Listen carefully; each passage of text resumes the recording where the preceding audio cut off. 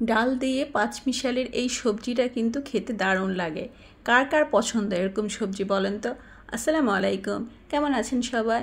আমি মুক্তা চলে আসলাম আপনাদের জন্য আজকে নতুন একটা ভিডিও নিয়ে। তো আমার আজকের ভিডিওতে থাকছে ডাল দিয়ে পাঁচমিশালি সবজি রান্না।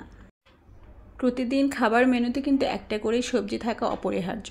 তো প্রতিদিন আমার বাসায় কিছু না কিছু সবজি রান্না হয়, তো এক একদিন এক একভাবে রান্না করে থাকি। তো আজকে চিন্তা করলাম যে একটু ডাল দিয়ে সব ধরনের সবজি মিক্সড করে একটা রেসিপি বানিয়ে ফেলি। তো আমি এখানে প্রথমে ডালগুলোকে খুব সুন্দর করে পরিষ্কার করে কচলে কচলে ধুয়ে নিয়ে তারপরে পানি দিয়ে সিদ্ধ বসিয়ে দেবো চুলায়।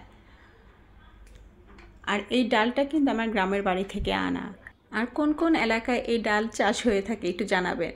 তো ডালটা আমি সিদ্ধ বসিয়ে দিয়েছি, আর এখানে আমি সবজিগুলো সব কেটে নিয়েছি। এই যে এখানে ডাটা নিয়েছি বেশ অনেকগুলো, ডাটার পরিমাণটা আমি এখানে একটু বেশি দিয়েছি।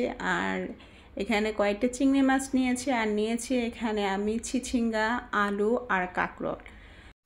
আপনারা চাইলে আরও কিছু সবজি অ্যাড করতে পারেন। তো আমার হাতের কাছে এই 4টা সবজিই ছিল, সেজন্য আমি এই 4টাই নিয়েছি।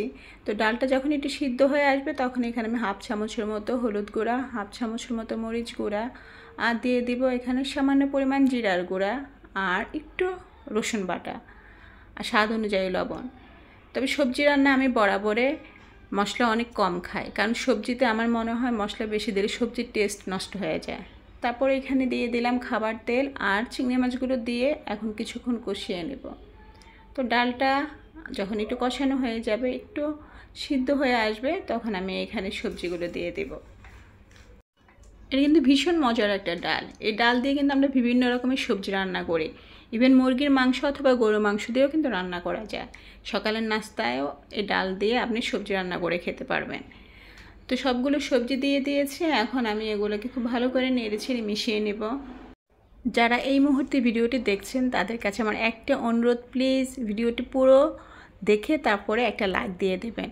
পুরোটা না দেখে লাইক দিয়ে স্কিপ করে চলে যাবেন না, এতে কিন্তু ভিডিওর ভিউজ অনেক বেশি ডাউন হয়ে যায়। অনেকেই আছে ভিডিওতে এসে প্রথমে একটা লাইক দিয়ে ভিডিওটি না দেখেই স্কিপ করে চলে যায়, এতে কিন্তু আমি খুব একটা লাভবান হচ্ছি না। আপনি তখনই লাইক দিবেন যখন পুরো ভিডিওটি দেখে আপনার ভালো লাগবে।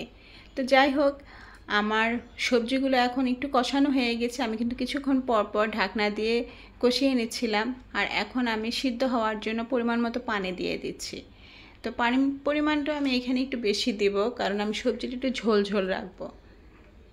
আর এই সবজিটা একটু ঝোল ঝোল খেতেই কিন্তু বেশি মজা। এখন ঢাকনা দিয়ে আবার কিছুক্ষণ রান্না করব। তো এই পর্যায়ে আমি একটু চেক করে নিচ্ছি আমার সবজিগুলো সিদ্ধ হয়েছে কিনা। তো সবজিটা প্রায় সিদ্ধ হয়ে গিয়েছে। এখন আমি আরও কিছুক্ষণ রান্না করব পুরোপুরি সিদ্ধ হওয়ার জন্য। তো আবার কিছুক্ষণ ঢাকনা দিয়ে রান্না করছি।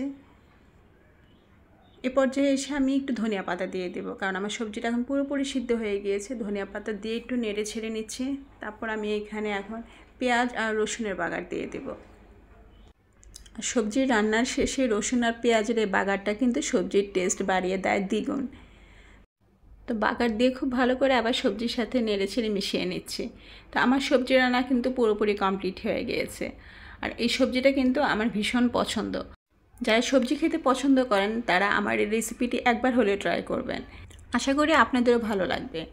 তো আমার সবজিটা এখন আমি একটা বাটিতে সার্ভ করে নিচ্ছি। তো আমার আজকের পাঁচমিশালি সবজির রেসিপি আপনাদের কেমন লেগেছে তা অবশ্যই কমেন্টস করে জানাবেন। রেসিপি ভালো লাগলে ভিডিওতে একটা লাইক শেয়ার দিয়ে দেবেন। আর যারা এখনও আমার চ্যানেলটি সাবস্ক্রাইব করেন নাই তারা প্লিজ আমার চ্যানেলটি সাবস্ক্রাইব করে দেবেন। তো আর কথা না বাড়িয়ে আজকের মতো এখানে বিদায় নিচ্ছি। সবাই ভালো থাকবেন। আল্লাহ হাফেজ।